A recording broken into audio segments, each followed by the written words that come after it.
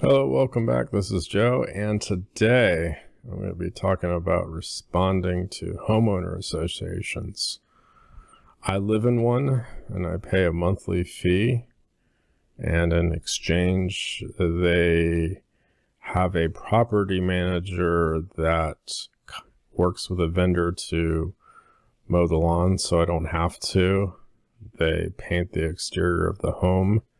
They re-roof. I don't have to worry about that. It's all automatically handled in the fees.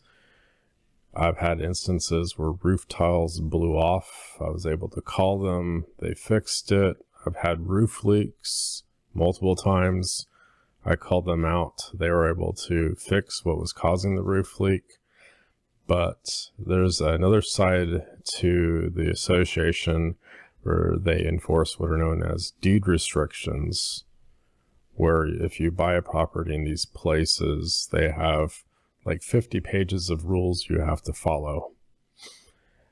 Homeowners Association is a non-for-profit entity. However, with mine, one of the people is a realtor that sells homes in here for a profit. So he has a vested interest in it. And moreover, there's a property management company that handles the communication between the HOA and all the residents, and they don't work for free either. So they kind of have to justify their existence by writing nasty emails or nasty grams to people for deed restriction violations. And this is one of the more recent ones I got. And I had some tree trimming done to one of my palm trees, which I'm kind of glad that they did it and didn't make me do it. And they sent a certified letter to me letting me know how much it would cost, which is different from this amount. And they also sent me a regular letter too, which I found kind of weird. And then about 60 days later, I get this email. Let's read it together. Dear Joseph, the following amounts are currently due on your account to whatever and must be paid within 30 days after the date of this letter. Now, usually, sometimes they say you have to do this in 14 days, which if you're on vacation or out of town, it just doesn't give you a whole lot of time to reply. So I'm glad that they give you a whole entire month to respond to this.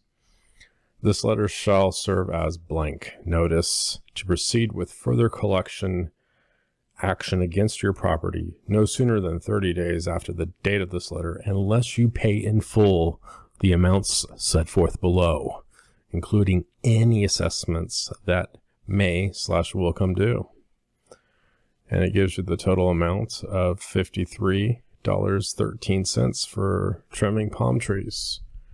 And if I don't pay, I have to pay an egregious 18% in interest per year.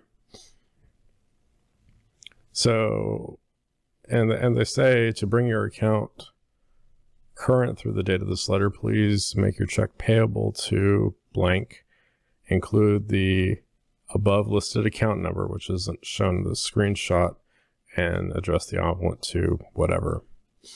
Now, the way I handle it is I write a business letter back to them, include an enclosure, cite the check number, include the check number, but I just don't mail it to them.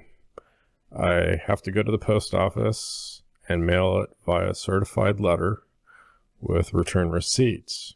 This generates a paper trail between me, the United Postal Service, and the property manager.